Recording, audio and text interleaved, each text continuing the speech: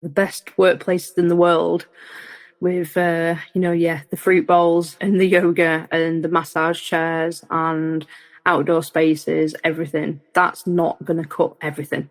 It's about purpose and the purpose of what they're working towards, why they're working towards it. But I think also the people that you're working with, as we've seen from the pandemic, we can work generally, the office workers anyway, can work from anywhere. People wanting to go back to the office, and this is the increase that I've seen recently, and it's not just because our energy bills have increased at home and we don't want to heat our houses, despite some newspaper articles. It is because we miss people and we want to be around people knowing that we are moving towards direction that is linked to the purpose.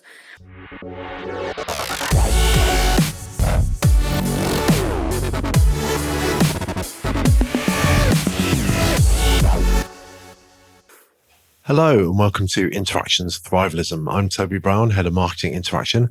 And in this episode, I'm having a chat with Simone Fenton-Jarvis, author of the Human-Centric Workplace.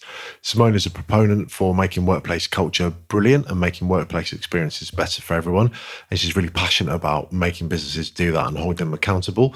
So it's a great chat. We cover a lot of ground, from the sins of the office fruit bowl to the different types of organisational culture you commonly find. Well worth a listen. Also well worth checking out Simone's book. See you at the end.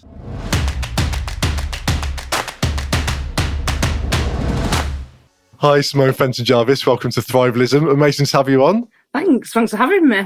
That's all right. Absolute pleasure. I've spent the past couple of days reading your book, The Human-Centric Workplace.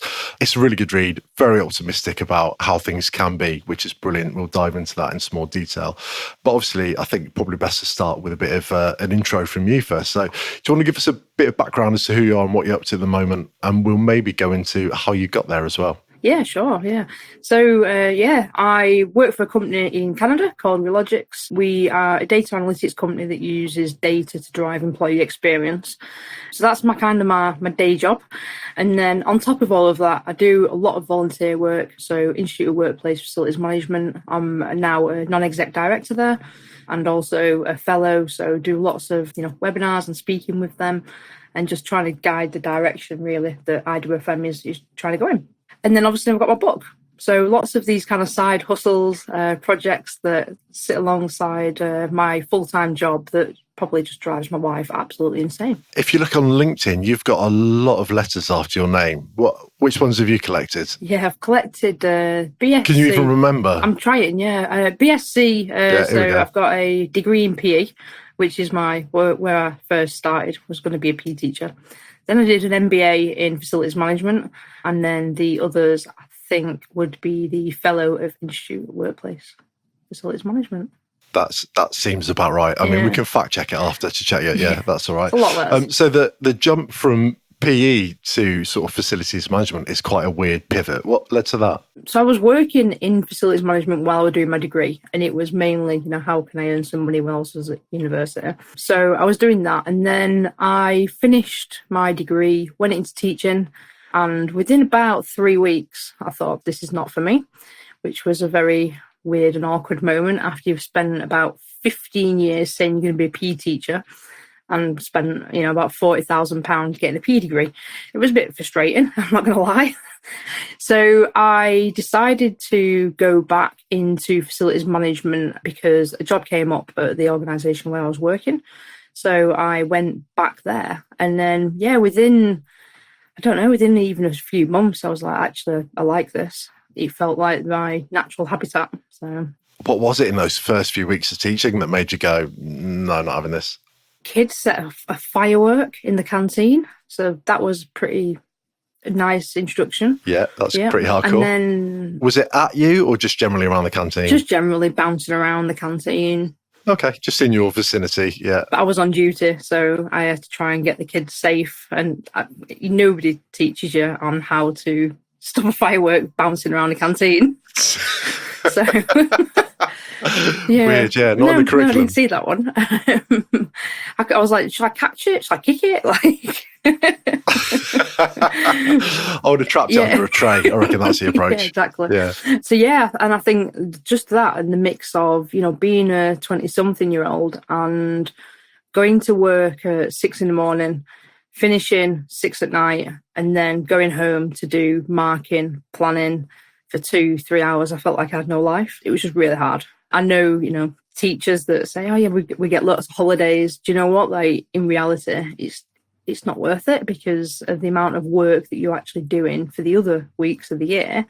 And then you end up actually spending all your holidays doing work anyway. So on the surface, it might look great, but it's not. Didn't balance in your head. No, that's fine. And what on the flip side of that, what was it about facilities management that you were like, oh, I'm starting to like this? I think the challenge and the difference day to day, like I never knew what was going to come next, which at times was obviously a little bit kind of anxiety inducing. But I was managing a facility that had 200 properties on it, a leisure centre. So for me, it was one day I'm dealing with the swimming pool and making sure chlorine levels are fine. And the next day I could have an apartment that was flooding or electrics have cut out, and it was just this, like, everything was just different every single day. And there was just lots of residents that were obviously relying on me to keep their experience high. So I just really enjoyed it. Yeah. I mean, although dealing with a flooding apartment, I'd probably prefer to be dealing with a firework in a kid's canteen, I think. Yeah, it was pretty hard when you've got somebody looking at you going, can you stop my apartment from flooding, please? Eventually, yes. Of course. It'll run out of water. Yeah. Yeah. So obviously over the course of your professional experience, you've gathered loads of knowledge and information. You've done a huge amount of research on the workplace and what it means. And you've written the Human-Centric Workplace, which is really, like I said, an optimistic, positive, quite uplifting read about what the future of work could look like for progressive companies. You're quite distinct in that book about what a human-centric workplace looks like as opposed to an old-fashioned sort of non-functional, vaguely toxic workplace. Do you want to just describe what that human-centric workplace looks like to you? What you mean by that? Yeah, sure. Ultimately, as you can imagine, putting people first and making sure that the people are being looked after to drive the business forward. And there's a key bit here as well in that, it's not a perfect place and the perfect workplaces don't exist yet. I'm optimistic, but it's the difference between aiming for better and working towards better, knowing that you want to get to a better place, or just accepting that you're in this like toxic kind of, I think I say actually toxic wasteland, and you're happy being there and you don't see the problem. And I think that's the difference really in that human centricity. So many organizations that are moving towards how do we listen to people and make sure that we're working in a way that they also are thriving.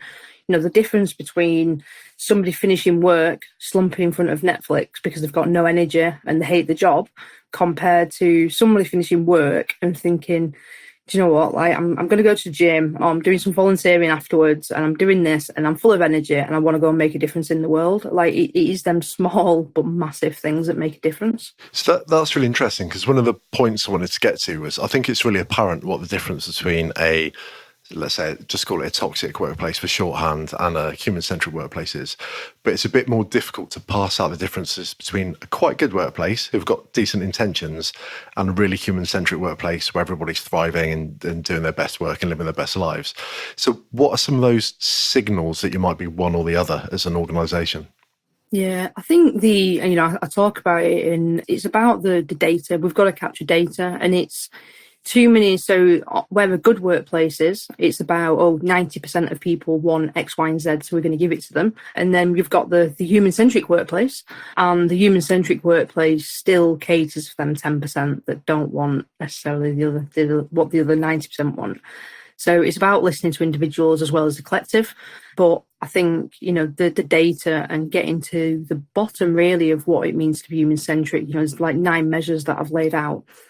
And it's, from employee engagement to profitability of the company to well-being, right through to what are customers feeling and thinking as well about your teams. So there's lots of ways that we can measure it. It's really about don't ignore that 10%.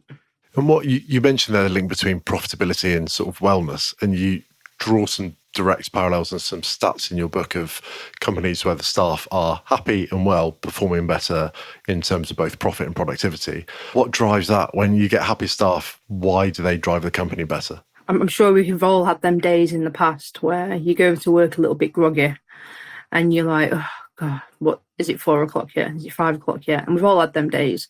And I think it's 10 past 9. Yeah, it's 10 past 9. Like, how is it only 10 o'clock? great. And it's the difference between them organisations where people are doing that on a regular basis and they are looking at the clock. And there's a lot of research at the moment around like quietly quitting. So people that are doing the bare minimum day in, day out, just getting paid. And that's on the rise off the back of the pandemic. So you look at that and then you think, okay, so how do we make sure that people are well? They're not suffering from burnout. They're not suffering from stress. They got the if they've got a mental health challenge, then they've got the support that they need away from the workplace, but also in the workplace. And that people, the direct line manager is aware as well of how they can support them. Because often people are hiding it and they're not talking about it to the manager, and it's just going to work and they're thinking, I'm a robot, I'm at work. People don't work like that. So I think it goes back to that good leadership. And ultimately, if we can make sure that people are well, they're going to perform better at work.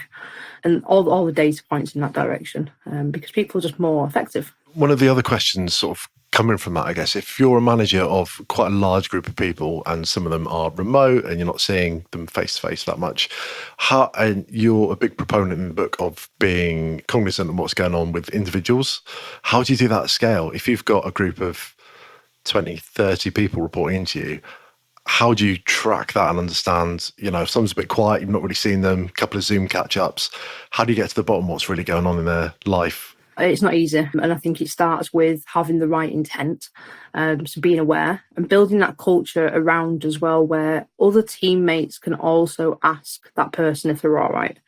And it's a colleague checking in on another colleague. And if the colleague thinks, actually, this person is actually struggling and they're not coming forward, then it's about as well going to the leader and saying, no, I'm not here to break confidence, but you need to have a catch up with that person because they're not all right. So I think creating that culture of openness for starters. I managed, I think my biggest team that I managed was about 34 people. And I obviously, of course, tried to practice what I preach. It is hard, but you've just got to make time for it. And you know that it's worth it. Because if you get your team performing, you as a leader, you don't have to keep the foot on the gas constantly and be firefighting if you've got your team around you. So it is worth it. Sometimes it's easier to solve things yourself than let somebody else do it. And I think you just need to be aware and catch yourself doing that. I think actually I need to lean on my team here. Right. It's just sort of a transparent enablement of others all through. You talk a lot about what genuinely makes employees happy at work as well. And you say it isn't fruit bowls and yoga, it's more sort of intrinsic things. Do you want to outline what some of those things are? Yeah, sure. The best workplaces in the world with, the fruit bowls and the yoga and the massage chairs and outdoor spaces, everything. That's not going to cut everything. It's about purpose and the purpose of what they're working towards, why they're working towards it. But I think also the people that you're working with, as we've seen from the pandemic, we can work generally, the office workers anyway, can work from anywhere. People wanting to go back to the office, and this is the increase that I've seen recently, and it's not just because our energy bills are increased at home and we don't want to heat our houses, despite some newspaper articles. It is because we miss people and we want to be around people knowing that we are moving towards direction that is linked to the purpose. That spark, that buzz that you get around when you're in an office with people. I'm a fully remote worker. I go to Canada to see my team quarterly. It works great for me. So I'm not suggesting that everyone needs to go back to the office. I'm not going to be, let's say, an outlier on that. But I am, I'm quite aware that there's time and a place for the office, and that depends on the individual and their life circumstances and the role that they're doing as well. So it depends on the individual. What's the role of, and we've touched on it briefly, but what's the role of leadership in a human-centric organisation? What's leadership there to do, and what should they be exhibiting, and how should they be behaving? Yeah, so I guess if we talk about the middle management first, middle managers are really, really important, way more important than they get the credit for. Doing that filtering from the top of the organisation to the people kind of on the ground, making sure that what is the decisions that are being made and the people are taken into account throughout them decisions. But then if you look at the top kind of level manager, setting the values of the organisation, looking at the speed that things are going at, the things of how it affects the people. Leaders are the role models, and you cannot drive change in an organisation by saying, you people behave like this, but we'll behave like this.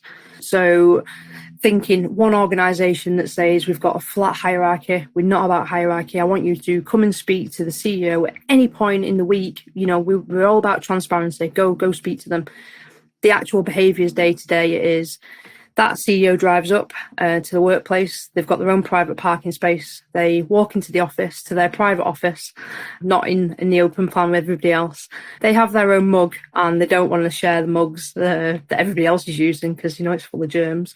And all of these, and this is real, I'm talking about one organisation that's coming into my head here. They talk the most in meetings. They talk over people in meetings.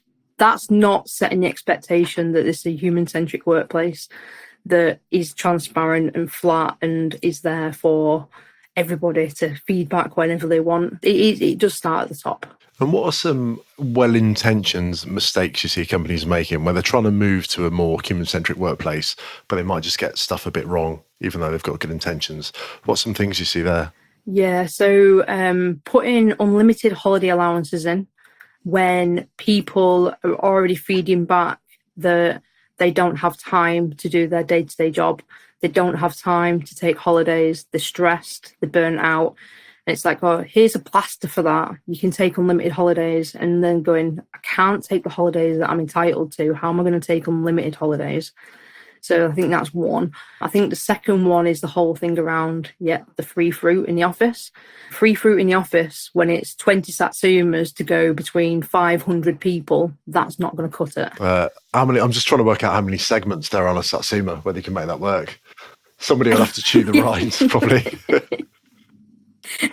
Yeah, exactly. It's like, have a piece each, you know. But yeah, like if you're going to do things like that, it's going to, you know, you don't want people running to the fruit bowl because they know facilities have topped fruit bowl up. It's crazy, and I see this a lot. It's crazy. I always think with the unlimited holiday thing, it's just introducing an element of uncertainty that then leads to stress. So I've worked with companies before who their expenses policy was, we're not going to tell you what your expenses budget is, but if you go over it, you'll get a shoeing. And that keeps everyone underspending and always a bit scared of getting a shoeing from it. And I think it's the same with the holiday policy, isn't it? And I've seen a lot of companies recently on social say, we did have it, actually everyone didn't use it or hated it, so we're giving 36 days a year or 30 days a year or whatever their holiday numbers are. And that seems a much more transparent way to do it. Yeah, no, you know, as people, we like boundaries. We need to know where we're at.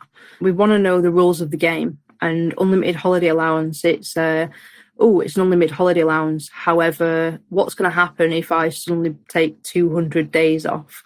Oh, well, I'm going to get called this, and this. I'm not going to get my job done. I'm not going to.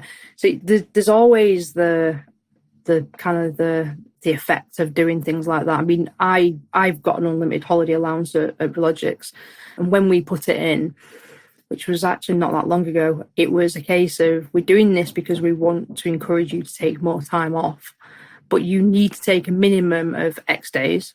All of the approvals go by managers to make sure that operationally it's not going to have a negative impact on the organisation, and to make sure we've still got cover for customers and things like that. But when you look at the data, and even after a few months, people are not taking the mickey, because there's an element of, obviously, consciousness and doing the right thing. But I think in a way, people are probably taking less holidays. And I think that's what all the research says as well. Yeah, do you know, I'd love to hear from a listener maybe who took a job they didn't really want and then just applied for, say, 200 days holiday. That'd be incredible. See what happens. Yep.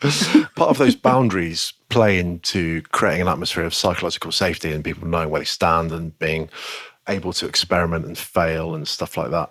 And you talk about that quite a lot in your book. So I'd like to explore that, and also the interplay between that imposter syndrome and this idea of holding people in unconditional positive regard, which you mentioned a few times in your book, and isn't something that I've come across before.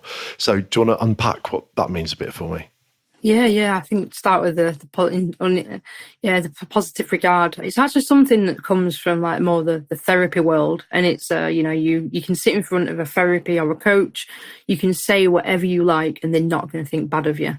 So that's where kind of I came across that within like the coaching world and therapy, and I think there's a lot of power to that, and I think and I've tried to bring this through into leadership, because Just because somebody might not be doing something how you want or need them to do it, doesn't mean they're a bad person. Just because someone has an off day and they might say one thing that you think, that was a bit out of order, doesn't mean they're a bad person. So it's about making sure that we creating this culture that people can be themselves. If they, I guess, overstep the mark, that you can then coach them through that situation to make sure that it kind of improves in the longer term. I think too many times people are getting shamed for their behaviours or for their thoughts in the workplace. And it's all what shame is doing is it's pushing it down, and it's making instead of the person saying things directly in front of the leader, they will go and say it to a colleague instead after the meeting as they walk up the steps away from the meeting room. And that's toxic. So you want people to know that they can say and do whatever they need to say and do at that moment. It doesn't mean that you can think bad of them. So that's where it comes from. There was a quote that I made a note of, actually, which is a way to improve people's sort of psychological safety and their esteem is to view everything as a learning problem rather than an execution problem. And I think that's a really nice way to look at those issues, isn't it? It's a really nice way to filter that stuff. So and you have those organizations like Microsoft who have decided to pivot to be a learning organization. And that suddenly changes the entire internal culture where everyone's like, you're empowered to go and find out answers and fail and do all that sort of stuff. Probably quite hard for some people to let go of their power and letting people let their employees fail and stuff too. We've touched on leadership a bit, but there was a principle of conscious leadership as well, you mentioned in your book, that I thought was really interesting. So can you just outline what that means a bit?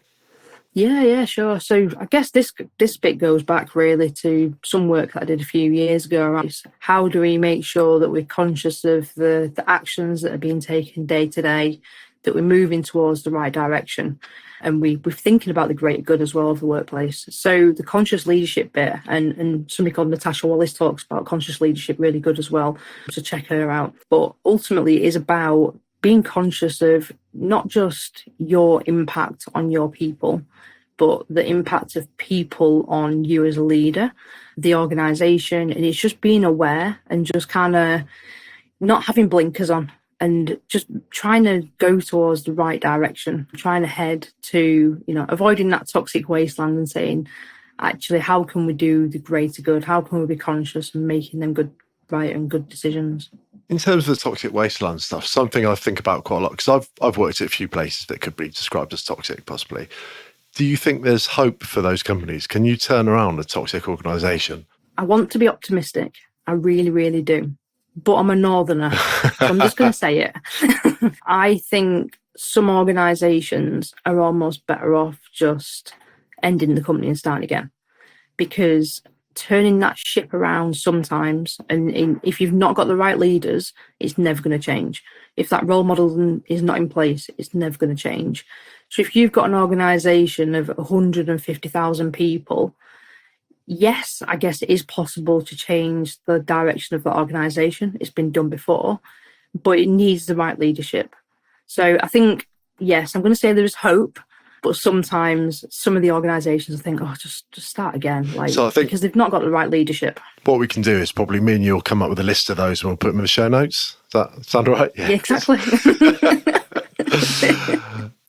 So I work for Interaction, which is an office design and build company, and we are quite obsessed with workplace culture and creating amazing ones. And there are, in your book, 4 different models of various types of workplace culture, which have got stuff that changes within each one and sort of movable parts to them. I found them really interesting. So there's the adhocracy, the clan, the hierarchy, and the market types of culture. Could you give us a brief synopsis of each one and where you might find one? Yeah. Oh, God, that's definitely on the spot. It's a bit of a test, isn't it? Yeah, it is a bit, yeah. So I guess the clan is ultimately how is that organisation working to, with different departments as a team organisation, how are they working towards what they want to achieve? So it's all about we're in it together. You've then got the bureaucracy, which is, of course, here's all the rules. This is how you should behave. Sure, we can think of organisations like that. The adhocracy is ultimately how are we going to create that environment that is positive, moving towards a direction that we need to go in, and that people are encouraging other people as well to move in that same direction. So it's not necessarily leadership led. It's about, again, the togetherness, and everybody taking their part, playing their part, and encouraging that behaviours. The last one. What was the last one again? Market. Yeah, market. Sorry about that. So the market, this is ultimately, all of them organisations that are looking and saying, oh, what's happening left and right of the organisation? What's LinkedIn saying? What's our competitor saying? If you are focusing on the market element and you're trying to move an organisation in line with what other organisations are doing instead of your why, there's going to be a few challenges there. So there's pros and cons of each approach. And that's really why I tried to dig into it in the book, because it's something that it's a culture kind of leadership tool that I came across a few years ago, but I've not necessarily come across it that much. So I was trying to almost raise awareness of it, because I think it's really useful to see, how is your culture of your company actually operating? I hadn't really seen it either, and it was really interesting. And there's elements of each where you say maybe a tech company might be more of an advocacy, and these are the pros and these are the cons of that, and these are the things to watch out for. Can any of those four become human-centric, or do you think you need to be an advocacy or a clan? No, I think I'm trying to not put things into too many kind of like this or this. I think everything, and even within organisations, I think you can get a bureaucratic department within an organisation that is more of a clan organisation. I don't think it's as kind of cut and dry as you're this or this. And again, even right down to the human-centric, I don't think we can say you've got a human-centric organisation right across, because you never quite know what's happening in the dark corner of an organisation. So again, you've got the best intentions, but at the same time, there still might be a potential that things are happening that you're not aware of. Always let down by a little bubble in the finance team or something. Yeah, classic finance. In the book, you mentioned that human-centric organisations are probably more sustainable than comparable ones. What makes them more sustainable? Yeah, so things like, so if you look at the commuting rates pre-pandemic and now, and there's obviously still a lot of data that's flying around, but before the pandemic, commuting was increasing between 3 and 5% year on year across the globe. So if you've got an organisation, if you extrapolate that out, that says we want everybody sat at a desk, 9 to 5, that's where you're working. That's a lot of commuting that's happening. If you've got an organisation that is instead putting the more kind of human element into it and saying, you know what, the world has changed. We've all got different things that we need to focus on outside of our lives as well. Where we work isn't about location. It's about what we're doing, who we're doing it with, and then we can go to location. Then that's going to have a positive impact on the commuting. Now, obviously, the data that's coming out so far is, well, how are we going to measure this? Because there's still an impact from people being in their houses. So there's still a sustainability angle there. But I think it's really, how does the knock-on effect happen? So something that I talked about in the book was, let's say you've got an organisation that is a coffee shop, and that coffee shop is not paying the right tax to Kenya, okay, for the coffee beans. And then you've got Kenya, and this is a real life example, that basically they lose 1.1 billion every single year in corporations not paying their tax. 1.1 billion. If you look at what their healthcare is, it's half. So you've got a 500 million healthcare bill. But women have got a 1 in 40 chance of dying in childbirth because there's not enough healthcare. So you kind of go, well, actually, if then people pay more tax, the country is more profitable, everything's more sustainable and it's about sustainability, not just being about CO2, it's about how is that country thriving as well. About ethics and governance and all the ESG stuff, laying out on the ripples from that. And you mentioned the role of location and impacting commuting and things like that. It feels now to me, when we ask people what the future of the workplace is, there feels like there's been a sort of consensus solidify over the past few months or so, which is that it's a place for people to come together, create, collaborate, form communities. Would you agree with that? Are people missing stuff still? Where's your head at on that? I agree with that angle, but again, I think there's also, that might be 90% of people, but let's look at the 10% as well. It might be that somebody has got a difficult home life and they are going to the office because they want to be in another environment to concentrate. It might be that they live next to somebody that has just got a puppy and it's barking all day and they need to go to an office for some peace and quiet. This is all happening, and all stuff that feedback has come through surveys and things that I've done. So yes, people want to go to the office for people and to collaborate. But I think to get it right, we can't miss that element of, let's look at how and when are people contemplating, how and when are people concentrating, collaborating, when is the best place to be curious, when are we communicating best? And there's a time and place for all of that. And I think it's really, what you're working on, who you're working with, that'll determine where you're going to be sat. And if the answer is, well, I'm working on this and I'm working on it by myself, that's when then the personal circumstances come in and say, you know what, I'm hopeless working at home to concentrate because I'll just start emptying the dishwasher, as people keep quoting, and I'll not be able to just concentrate. I'll just be in my house. And, people sometimes are best just leaving the house to have a change of environment to really focus.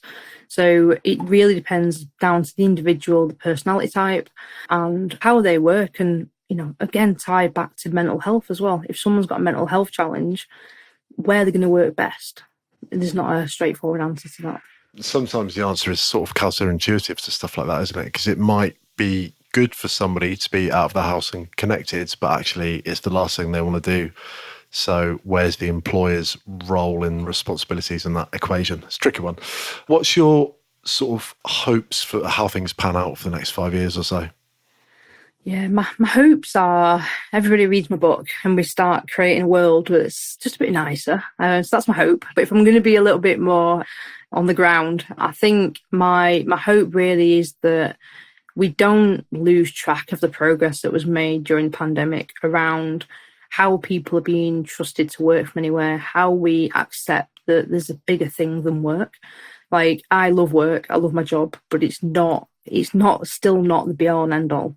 Yet, when I'm sat for 15-hour days potentially working because I know I need to get through something, am I sat there thinking, oh, this is feeling like the be all and end all? Sometimes, but actually the pandemic has reminded me as well that there's my life outside away from work and we can't lose that. So I think there's a bit of an element of resetting our boundaries, resetting, what we stand for. I think the other thing as well that I think has really been great that's come out of all of this is just that community feel. So knowing that before the pandemic as well, you didn't know the names of your neighbours or the old guy down the road that can't even put his own wheelie bin out, and now somebody's doing that for him. Yeah. I want to go back to those days. My hope is that in the whole world of work and how we're working, we don't lose sight of what is happening outside of the workplace. Because, there's a lot of people struggling day to day. And, as people, it's how can we support and help them as a community? And I'm not necessarily saying, let's go back to the days where we knock on for a cup of sugar. But, let's not lose sight of work isn't everything. Keep those connections we made across everything. Quick fire one on, so we're recording this the day after that CEO guy went viral on LinkedIn for crying after he had made some of his staff redundant. That has divided LinkedIn 50-50, I think, with people going, you're an idiot, just doing it for engagement, and other people going, this is transparent leadership at its finest.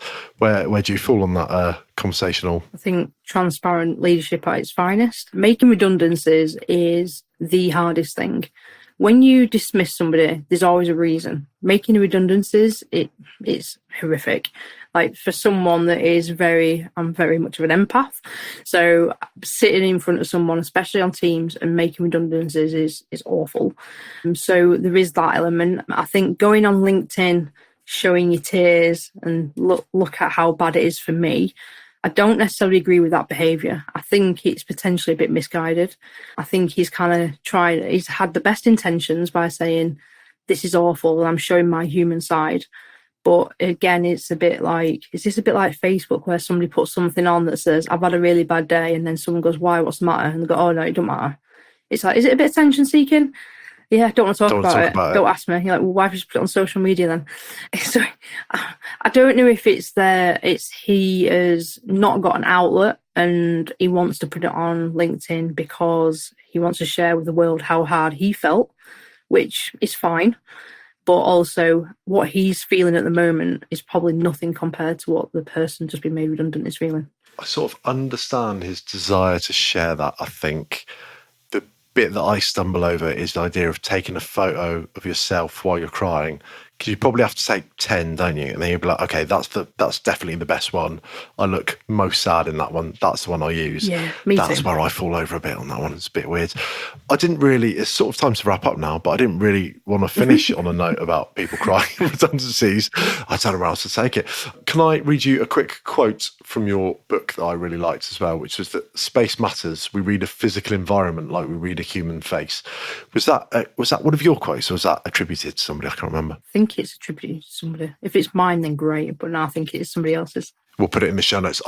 If I were you, I would claim that one for now, and I'll double check it. And if it isn't, yeah, we'll just pass it on. That's a really nice quote. I think that's something we think about a lot, how people interpret their environment, and it influences everything you do, even if you're not aware of it. So super interesting chat. Thank you so much for coming on. Where do people find out more about you? So LinkedIn, try to be active. At the moment, I'm really struggling because time has been awful. But I try to be active on LinkedIn. I've also got a website, which is all the W's and the dots, and the Human-Centric-Workplace.com. So yeah, you can check out there as well. Awesome. We'll link to that in the show notes. Simone Fenton-Jarvis, thank you very much for coming on. It's been lovely to chat to you. Cheers. Yeah, you too. Thank you. I hope you enjoyed that episode with Simone. Fascinating guest. Do check out our book, The Human-Centric Workplace, available at all good bookstores. Similarly, if you like the podcast, do give us a good review on your platform of choice, and we'll see you on the next episodes.